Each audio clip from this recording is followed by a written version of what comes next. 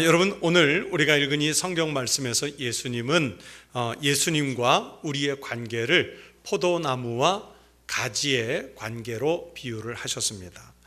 여러분, 오늘 본문 5절을 보시면 나는 포도나무요 너희는 가지라, 우리 예수님께서 그렇게 말씀하셨습니다. 여러분, 포도나무와 가지의 관계는 적당한 거리를 두고 맺을 관계가 아닙니다. 어떤 나무이든지 가지는 나무 본체에서 떨어지면 여러분 죽습니다. 적당한 거리를 유지한다고 생명이 유지되는 것 아닙니다. 0.1mm, 아니 0.001mm라도요 떨어져 있으면 안 되잖아요. 아주 오래전에 제가 감나무와 고엽나무를 접붙이는 것을 직접 본 적이 있습니다. 여러분, 이 감나무는요, 원래 감나무는 열매가 많이 열리면 나무 자체가 약해가지고 부러지기 십상이라고 그럽니다. 고엽나무는 거봉포도만한 열매가 열리는데 그 맛이 감맛과 똑같습니다. 아마 젊은 세대는 잘 모를 텐데 우리 어르신 세대들은 고엽나무 잘 아시잖아요. 근데 이 고엽나무는 나무가 자체가 감나무하고는 똑같은 모양으로 생겼지만 훨씬 더 단단하다고 합니다. 그래서 예전에는 감농사를 짓는 분들이 그 단단한 고엽나무에다가 감나무 가지를 잘라 접붙여 가지고 농사를 지었습니다. 그런데 감나무 가지를 고엽나무에다 접붙이는데 여러분, 적당히 붙이는 것이 아닙니다. 고엽나무의 살을 사선으로 자르고, 그리고 감나무 가지를 마찬가지로 대각선 사선으로 잘라가지고 그 고엽나무 사선으로 자른 곳에 꾹 집어넣고 그 살과 살이 붙게 하기 위해서 그 주변을, 나무 자체를 새끼줄로 얼마나 꽁꽁 도면매는지 모릅니다. 꽉 동여매서, 그래서 살과 살이 붙어야 나무 뿌리에서 올라오는 양분을 받아서 그 가지가 잘 자라서 감 열매를 맺을 수 있게 되기 때문입니다. 그래서 예수님은 오늘 포도나무와 가지의 비유에서도 바로 그 말씀을 하십니다. 나는 포도나무요 너희는 가지라. 그가 내 안에 내가 그 안에 거하면 사람이 열매를 많이 맺나니 나를 떠나서는 너희가 아무것도 할 수 없음이라. 아무것도 할 수 없어요. 여러분, 예수님을 떠나면 우리는 죽습니다. 아무것도 할 수 없습니다. 마치 태아가 엄마 태중에서 탯줄로 연결되어 있지 않으면 그 생명이 유지될 수 없는 것과 같은 똑같은 이치입니다. 성도 여러분, 우리는 천국 생명을 사모하는 사람들인 줄로 믿습니다. 그렇다면 생명을 제공하는 본 나무가 되시는 예수님에게서 떨어지면 안 됩니다.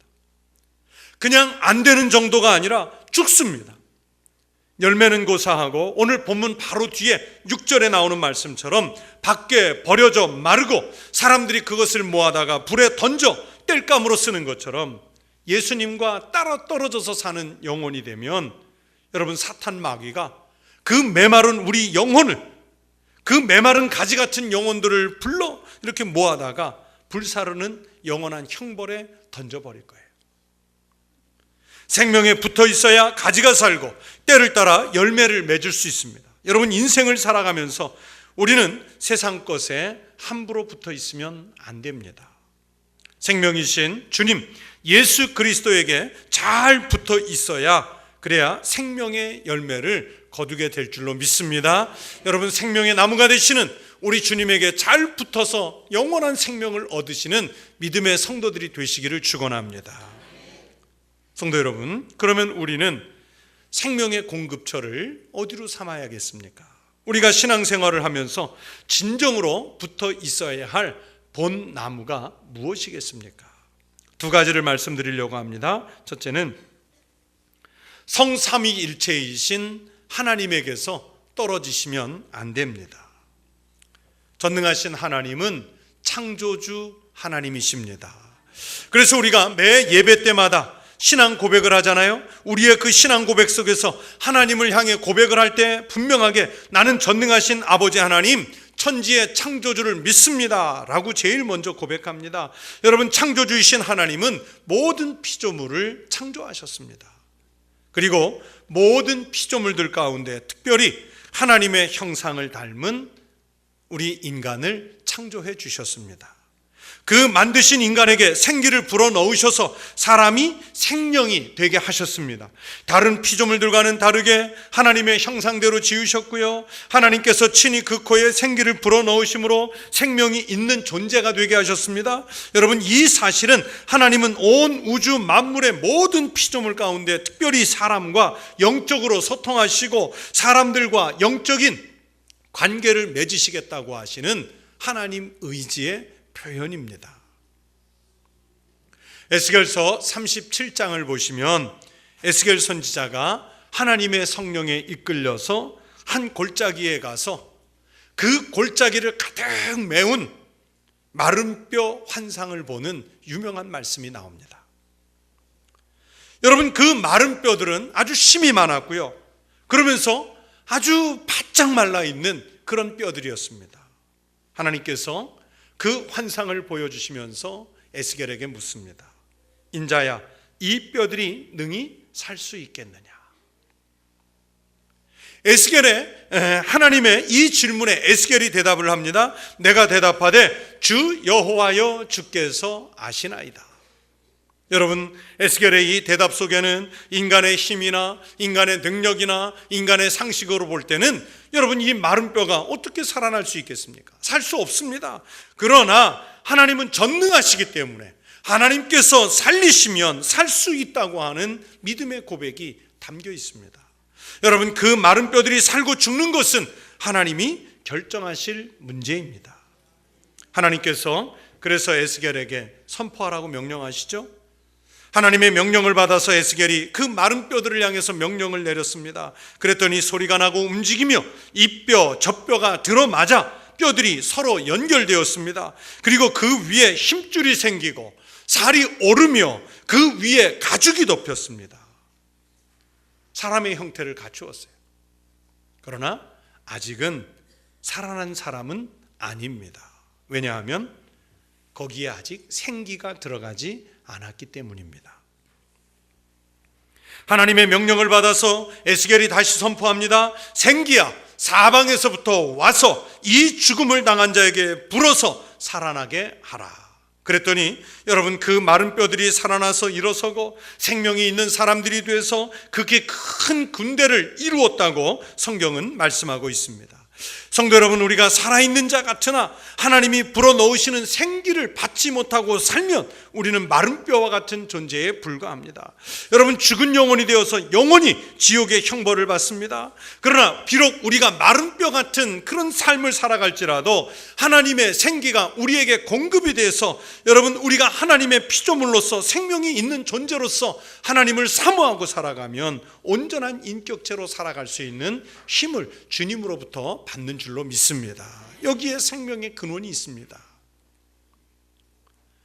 몇 년 전에 세계 고고학계를 크게 흥분시킨 놀라운 발견이 있었습니다. 이집트 사막에 있는 한 무덤을 발굴을 했는데 거기에서 원형이 거의 하나도 훼손되지 않은 처음 만들 때의 모습 거의 그대로인 미라 한 구가 발견이 됐는데 연대 측정을 해보니까 이 미라가 무려 3000년 전의 미라였어요. 그런데 이 미라가 참 특이하게도 한 손에 한 움큼의 곡식 씨앗을 손에 쥐고 있었습니다. 학자들은 이것을 연구하면서 과연 이 곡식이 3000년이 지났는데 살아있느냐 죽었느냐로 큰 논쟁, 토론을 하게 됐습니다. 그런데요, 여러분, 가끔은요 공부 많이 한 과학자들이 단순한 걸 모를 때가 있어요. 그 논쟁을 하는 것을 듣고 한 농부가 단순한 제안을 했습니다. 심어보면 되지 않느냐. 과학자들은 그걸 놓친 거예요. 심어보면 되지 않느냐. 그래서 그 농부의 제안대로 좋은 땅에 심고 그러면서 특별 장치를 해서 관리를 했더니요, 놀랍게도 그 씨앗 중에서 70%가 싹을 틔웠습니다. 여러분, 3000년 동안 그 미라의 손에 들렸던 씨앗은 왜 싹이 나지 못했습니까? 왜 그렇습니까? 죽은 자의 손에 들려 있었기 때문입니다. 그러나 그 생명을 품었던 씨앗이 좋은 땅에 뿌려지니까, 사람들의 특별한 관리를 받으니까 여러분 70%가 싹을 틔웠습니다. 여러분, 우리의 복음이 그렇습니다. 제가 오늘 설교를 준비하면서 이런 기도를 했습니다. 하나님, 제가 하나님의 복음을 전파할 텐데 여러분, 이것이 죽은 자의 손에 들려지지 말게 하옵소서.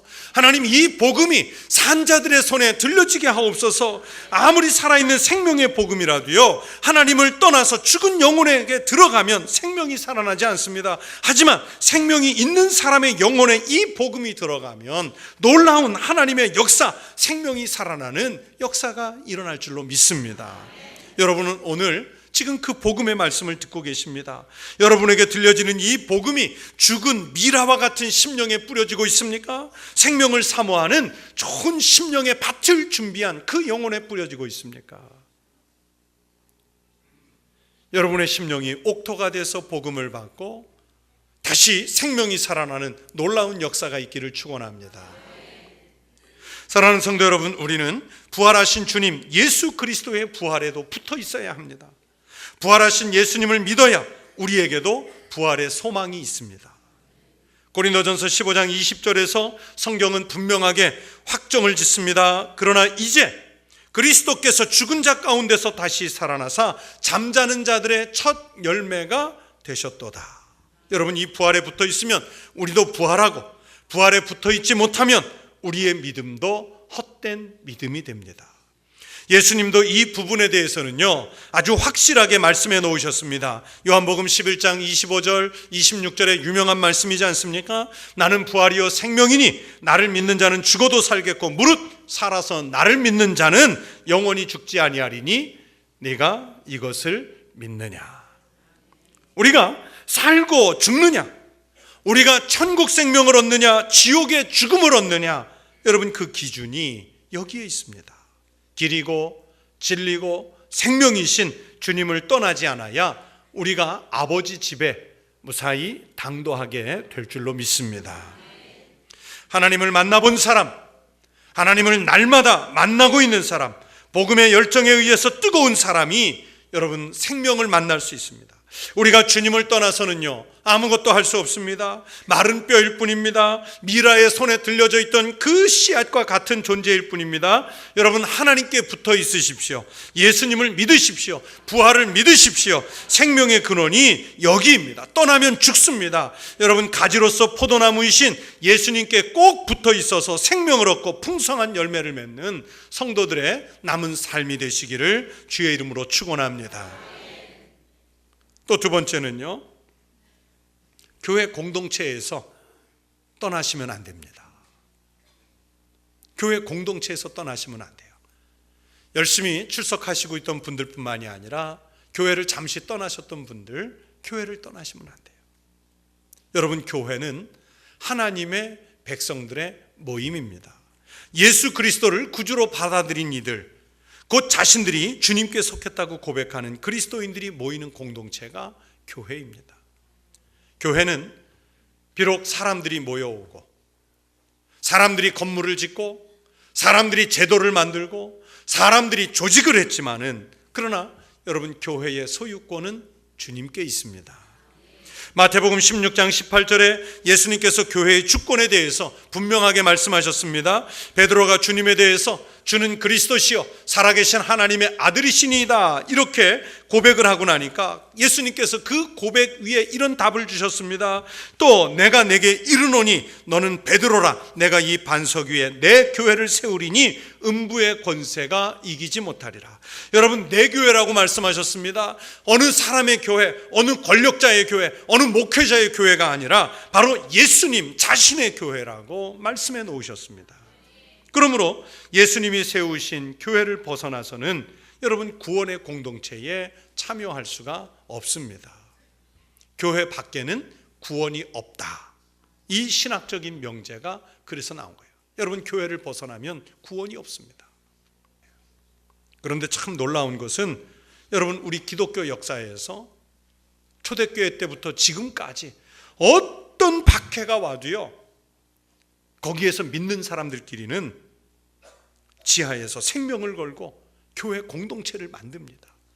북한에도 지하교회가 있고요, 중국에도 처속교회가 있습니다. 이슬람 국가들 지금도 엄청나게 박해를 받으면서도 교회가 되잖아요. 그렇게 교회 공동체를 만드는 것을 보면 혼자 숨어서 믿는 것이 아니라 그리스도인 공동체, 교회는 모여서 모이는 거예요. 이 하나님의 백성들의 모임이라는 이 공동체가 생명 공동체라는 것을 교회를 통해서 밝히는 거예요. 가끔 무교회주의자들이 있습니다. 현재 기성교회가 타락했다고 해서, 아니면 다니는 교회에 실망을 해서 교회에 출석하지 않고 신앙생활을 홀로 해보겠다는 분들이 있습니다. 물론 이분들 중에도 훌륭한 신앙인들이 많습니다. 그러나 대부분의 보통 사람들은 무교회주의를 고수하면서 신앙을 제대로 유지하기가 쉽지 않습니다. 대부분의 무교회주의자들은 교회를 비난하고 떠나지만 자신들의 신앙은 오히려 많이 약화되는 경우가 훨씬 많습니다. 여러분, 교회 없이 믿음을 지키기가 쉽지 않습니다. 물론 교회가 성도들의 신앙생활을 시험에 빠지게 할 수 있습니다. 그 교회가 싸워서 분열이 될 수도 있습니다. 교인 간의 관계에서 시기와 분냄, 노선의 차이 등으로 인해서 갈등을 일으킬 수도 있습니다. 세상 사람들보다 못한 도덕적 하자가 발생을 해서 세상 사람들로부터 손가락질도 당하고 교인들이 교회를 등질 수도 있습니다. 이게 교회야 하면서 박차고 나가고 싶을 때도 분명히 있습니다. 내 믿음이 잘 성장하지 못하고 성숙하지 못해서 세상 일에 매이다 보니까 교회를 등한시할 때도 있습니다. 그래도 성도 여러분, 교회를 떠나서는 안 됩니다. 그것은 가지가 포도나무에서 떨어지는 것과 같습니다. 교회를 떠나면 생명 공동체를 벗어나는 것입니다. 어떤 상황에서도 교회에 붙어 있어야, 그래야 주님으로부터 생명을 얻을 수 있습니다. 독일의 유명한 신학자 한스킹이라는 분은 교회란 무엇인가 라는 책에서 교회의 이중성에 대해서 아주 길게 설명을 했습니다. 그분은 교회는 거룩함과 죄 많음이 함께하는 모임이라고 그랬습니다. 한스킹은 현재의 교회는 죄가 많은 교회이고 교회의 역사 자체가 인간적인 역사이면서 심지어 교회의 역사가 죄악의 역사라고까지 비판을 했습니다. 교회는 하나님의 백성들이 모였지만 아직은 이 땅에 몸을 담고 사는 사람들이기 때문에 죄악으로 인해서 타락할 수도 있고 쪼개질 수도 있고 더럽혀질 수도 있습니다. 그럼에도 불구하고 한스킹은 교회는 거룩하다는 말을 하려고 하는 거예요. 그 문장을 이렇게 썼습니다. 교회가 거룩한 것은 교회가 하나님에 의하여 그리스도 안에서 신앙인 공동체로서 부름을 받고 스스로 하나님을 섬길 자세를 갖추어 세상과 구별되는 동시에 하나님의 은총 아래 있기 때문이다 라고 말했습니다. 여러분, 교회는 하나님의 은총 때문에 죄 많은 과거에서 벗어나 있습니다. 교회는 하나님의 약속과 보증에 의해서 항상 거룩한 공동체로 세상과 구별되어 있습니다. 교회는 아무리 상처를 받아도 생명을 보존할 것이고 아무리 죄를 지어도 하나님의 은혜를 잃지 않을 것이고 아무리 오류를 범해도 진리를 외면하지는 않을 것이기 때문에 교회는 거룩한 공동체로 존재합니다. 이 지상에 있는 어떤 조직도 할 수 없는 일이 있어요. 세상에 나가서 구제도 많이 하고 법도 잘 지키고 착한 일도 많이 하는 유명하고 선한 NGO들 많지요. 시민단체들 많지요. 정부 조직들이 있지요. 그 조직들이, 그 NGO들이 아무리 착하고 선하고 좋아도요, 여러분, 주님의 신부 노릇은 못합니다. 비록 죄인들이 모였고 타락한 것 같아도, 사람들이 손가락질하는 것 같아도요, 여러분, 이 땅에 찾아오실 우리 주님의 신부 노릇은 누가 하느냐? 교회가 하는 겁니다. 교회가 바로 생명 공동체이기 때문입니다. 하나님의 은총에 의해서 교회가 바로 주님의 신부 역할을 감당할 것이라고 한스킹은 말했습니다. 죄인들이 모였고 세상적인 방법들이 교회 안으로 유입이 되다 보니까 여러분, 교회가 큰 혼란을 겪을 수도 있어요. 시험에 들 때가 있습니다. 그러나 분명한 진리는 주님 예수 그리스도께서 교회의 머리가 되주시고 교회는 주님의 몸이 되고 성도들은 그 몸된 교회의 지체, 즉 오늘 성경 말씀으로 하면 가지가 되는 줄로 믿습니다. 죄인들이 모였지만 여기서 구원을 받고 이 땅에 하나님의 나라를 이루어가는 일은 교회가 감당할 몫입니다. 그래서 지상에서는 교회만이 희망입니다. 교회가 생명의 장소이며 교회를 떠나서는 영생할 수 없습니다. 이스라엘이 430년 만에 애굽을 떠나는 출애굽 과정을 생각해 보세요. 출애굽기 12장 38절에 의하면 이스라엘 백성들이 이제 다 같이 떠나는데, 여러분 거기에는 순수한 이스라엘 민족만 떠난 것이 아닙니다. 출애굽기 12장 38절에 의하면 수많은 잡족이 그들과 함께 하였다, 성경은 기록하고 있습니다. 저는 그 말씀을 읽으면서 거꾸로 수많은 잡족이 따라 나선 것처럼 이스라엘 사람들 중에도 떠나지 않은 사람이 있었을까요? 없었을까요? 있었겠죠. 당연히 있었어요. 거기에 터잡았기 때문에 떠나지 못하는 사람들이 있단 말이에요. 하나님께서 애굽의 10번째 재앙을 내리시기 전에 이스라엘 사람들의 집 문설주에는 어린 양의 피를 바르라 그랬어요. 그래야 하나님께서 그 집의 장자를 죽이지 않고 건너가실 수 있다고 했습니다. 여러분, 전능하신 하나님이 이 집이 이스라엘 사람 집인지, 이 집이 애굽 사람의 집인지, 이 집이 허다한 잡족의 집인지 여러분 그거 몰라서 어린 양 피를 바르라고 하셨을까요? 어린 양의 피를 문설주에 바르는 행위를 통해서 믿음의 사람인지 아닌지, 하나님을 믿는 사람인지 아닌지를 구별하신 거예요. 여러분, 애굽 사람이나 잡족 중에도 지금까지 일어난 그 엄청난 하나님의 역사하심을 보았던 사람들 중에는 이방인이지만 문설주에 어린 양의 피를 바른 사람들이 있었을 거예요. 바로 그 사람들이 같이 애굽을 떠나는 이스라엘 민족과 따라 나섰던 겁니다. 바로 그 집에는 이방인의 집이라고 할지라도요, 재앙이 임하지를 않았습니다. 여러분, 이것이 바로 오늘날 우리에게 교회의 모습입니다. 하나님의 말씀을 듣고 믿고 함께 머물러 있는 공동체, 그 공동체가 바로 교회 공동체입니다. 그래서 여기서 벗어나면 안 됩니다. 우리는 지금 광야길에서 살고 있는 이스라엘 백성들과 같습니다. 여러분, 교회에다가 이름만 올려놨다고, 교적에 등록되어 있다고 그래야 자기가 구원받는 거 아니에요. 교회 나와서 같이 믿음 생활하셔야 돼요. 이름을 올려놓는 게 중요한 게 아니고요, 믿음을 통해서 확증해가는 그 삶이 중요한 거예요. 여러분, 이 교회는요, 서로 믿음을 가지고 격려하고 신앙적인 삶을 만들어 살고 하나님의 영광을 위해서 서로 독려하면서 공동체를 세워가는 것입니다.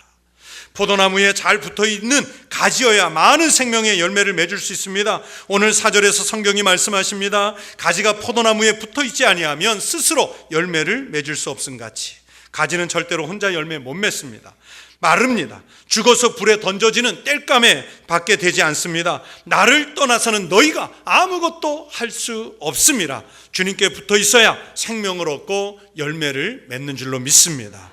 우리 사랑하는 청북교회 성도들이 주님을 떠나지 마시기를 바랍니다. 교회를 떠나지 마십시오. 가끔 출석하는 성도, 또 오랜만에 교회를 찾아오신 성도, 이번 기회를 통해서 다시는 주님을 떠나지 마시고 교회를 떠나지 마시고 우리 교회에서 믿음의 삶을 잘 사셔서 많은 신앙의 열매를 맺는 축복의 사람들 되시기를 주님의 이름으로 축원합니다.